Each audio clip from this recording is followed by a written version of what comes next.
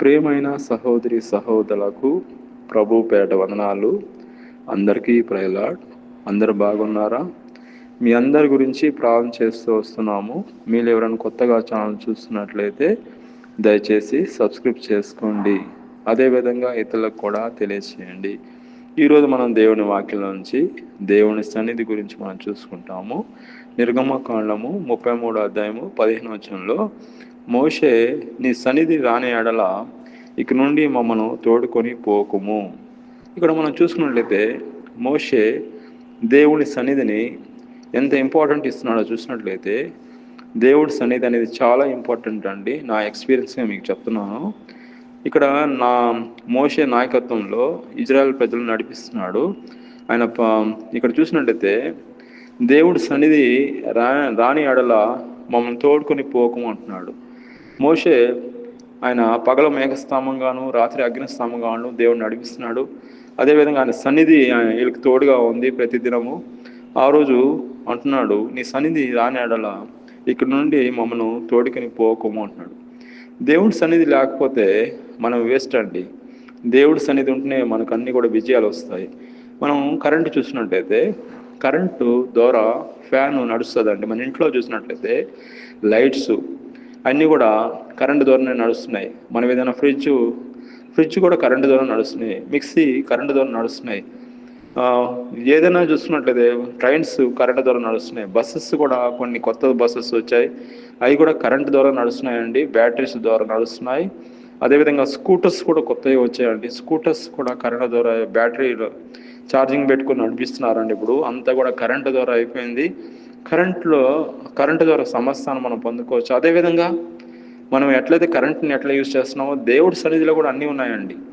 దేవుడి సన్నిధిలో మీరు ఏదైనా మనం అన్నీ కూడా మనం పొందుకోవచ్చు. మనం అప్పుడప్పుడు చూస్తూ ఉంటాం, మనం బస్ బుక్ చేసేటప్పుడు, ట్రైన్ బుక్ చేసేటప్పుడు ఏసీ బుక్ చేసుకుంటాం. అదేవిధంగా ఏసీ అనేది ఎందుకంటే అది విలువైనది కాబట్టి ఏసీలో బాగుంటుందని మనం బుక్ చేసుకుంటాము. అదేవిధంగా దేవుడి సన్నిధి కూడా అంతకంటే సంతోషకరంగా ఉంటుంది. దేవుడి సన్నిధి అనేది విలువైనది. ఏ విలువైన వస్తువు దేవుడి సన్నిధికి సమానం కాదు. మనం చూసుకున్నట్టయితే మన ఇంట్లో బంగారం ఉంటుంది. బంగారం తీసుకెళ్ళి మనం బీరువాలో ఎక్కడో పైన జాగ్రత్తగా పెట్టుకుంటాం. అదేవిధంగా దేవుడి సన్నిధి బంగారం కంటే విలువైనది. మనం ఇంకా కొన్ని వాక్యాలు మనం చూసుకున్నట్లయితే దేవుడి సన్నిధిలో సంతోషం ఉంది, సమాధానం ఉందండి. కీర్తన గ్రంథము 16 అధ్యాయము 11 వచనం చూసినట్టయితే, జీవ మార్గము నీవు నాకు తెలియజేసేదవు, నీ సన్నిధిని సంపూర్ణ సంతోషం కలదని, నీ కుడి చేతిలో నిత్యము సుఖం కలవు. దేవుడి చేతిలో నిత్యము సుఖం కలవు, ఆయన సన్నిధిలో సంపూర్ణ సంతోషం కలదండి. కాబట్టి సంపూర్ణ సంతోషము మనం ఏదో యాత్రలకి చేయాల్సిన అవసరం లేదండి. అనేక మంది ఈ యొక్క రోజున అనేక మంది సంతోషం కొరకు, పీస్ ఆఫ్ మైండ్ గురించి అనేక మంది యాత్రలు చేస్తున్నారు. అనేక మంది తీర్థయాత్రలు చేస్తున్నారండి. ఎన్నో లక్షలు ఖర్చు పెడుతున్నారు ఈ యొక్క యాత్రలకు. పీస్ ఆఫ్ మైండ్ గురించి. పీస్ ఆఫ్ మైండ్ ఎక్కడ దొరుకుతుందంటే దేవుడే. జాయ్ ఎక్కడ దొరుకుతుందంటే దేవుడే. ఒకసారి యోహాను సువార్త 14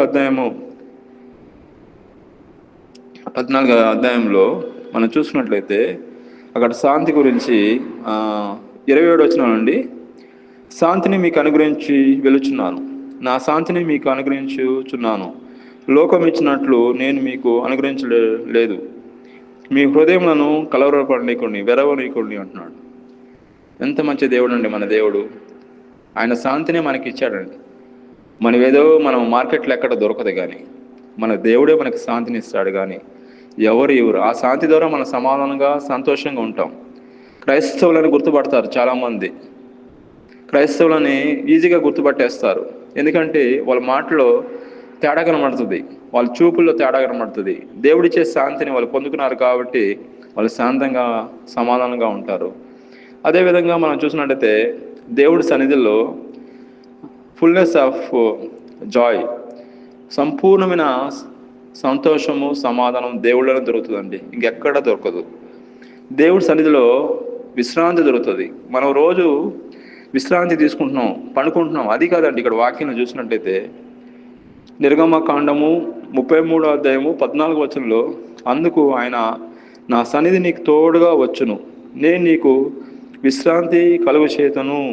విశ్రాంతి అంటే ఆయన మన విశ్రాంతి కాదండి. ఏది మనం అలసిపోయిన విశ్రాంతి కాదండి మాడుతున్నది.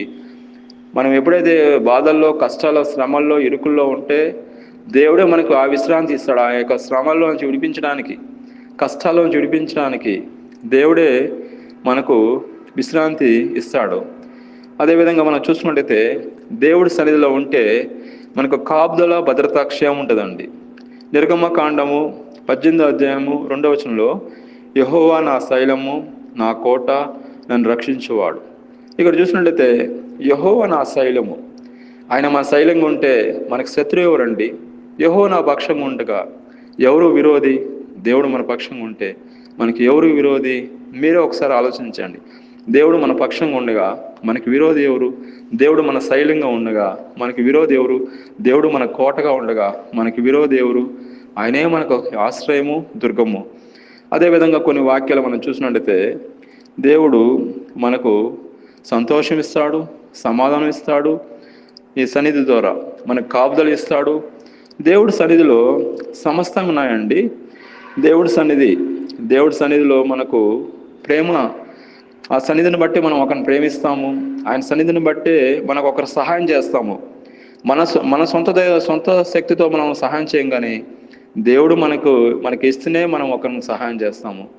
అదేవిధంగా దేవుడు మనకు శక్తిని కూడా ఇస్తాడు. ఆయన సన్నిధిలో దేవుడి శక్తి ఉందండి. ఇక్కడ మనం వాక్యంలో చూసినట్టయితే దేవుళ్ళో సమస్తం ఉన్నాయండి. దేవుడి సన్నిధిలో సమస్తం ఉన్నాయి. మనలో ఏం లేదు కానీ, మనలో ఏం మంచి లేదు కానీ, అపొస్తలుల కార్యంలో చూసినట్లయితే నాలో ఏం మంచి కార్యం లేదు కానీ అంటాడు. కానీ మనలో ఏం మంచి కార్యం లేదండి. దేవుడే మనల్ని ఎన్నుకున్నాడు, రక్షించుకున్నాడు, ఆయన సన్నిధిని మనకి ఇస్తున్నాడు. అదేవిధంగా కొన్ని వాక్యాలు మనం చూసినట్లయితే దేవుడి సన్నిధిలో మనకు ఎంతో, ఇక్కడ చూసినట్లయితే కీర్తన గ్రంథము 139:8, నేను ఆకాశమును నెక్కినను నీవు అక్కడ ఉన్నావు, నేను పాతాళము యందు పండుకొనను నీవు అక్కడ ఉన్నావు, నేను నిన్ను రెక్కలతో కట్టుకొని. ఇక్కడ చూసినట్లయితే దేవుడి సన్నిధి గురించి మనం చూసుకుంటామండి. దేవుడి సన్నిధి అనేది ప్రపంచంలో మీరు ఎక్కడికి ఏ కంట్రీకి పోయినా దేవుడి సన్నిధి ఉందండి. మనం ఎప్పుడైతే విశ్వసించి మనం నమ్ముతామో దేవుడి సన్నిధి మనతోనే వస్తుందండి. మనం ఏ కంట్రీకి వెళ్ళినా, ఎక్కడున్నా, ఇండియాలో ఉన్నా, ఏ కంట్రీలో ఉన్నా, దేవుడి సన్నిధి అని ప్రపంచం అంతా కూడా వ్యాపించి ఉన్నది. మీరు ఎక్కడికి పోయినా దేవుడి సన్నిధి ఉంది. మీరు బస్సులో ఎక్కినా దేవుడి సన్నిధి ఉంది, ట్రైన్లో ఎక్కినా దేవుడి సన్నిధి ఉంది. మీరు ఇంకెక్కడైనా ఉన్న, ఆఫీసులో ఉన్నా దేవుడి సన్నిధి ఉంది. దేవుడి సన్నిధి లేని ప్రదేశం అంటూ లేదండి. కాబట్టి దేవుడి సన్నిధి అనేది చాలా ఇంపార్టెంట్. ఏ వస్తువు కూడా దానికి సమానం కాదు.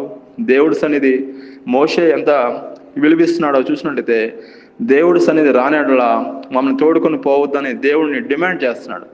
మనం కూడా దేవుడిని ప్రార్థన ద్వారా డిమాండ్ చేయాలి. దేవా, మీ సన్నిధి నాకు కావాలి, మీ సన్నిధి లేదే మేము వెళ్ళను ప్రభా, మీ సన్నిధి నాకు కావాలని అంటున్నాడు. అదేవిధంగా కీర్తన గ్రంథము 27వ అధ్యాయం 8వ వచనంలో, నా సన్నిధిని వెతకండి అంటున్నాడు దేవుడు.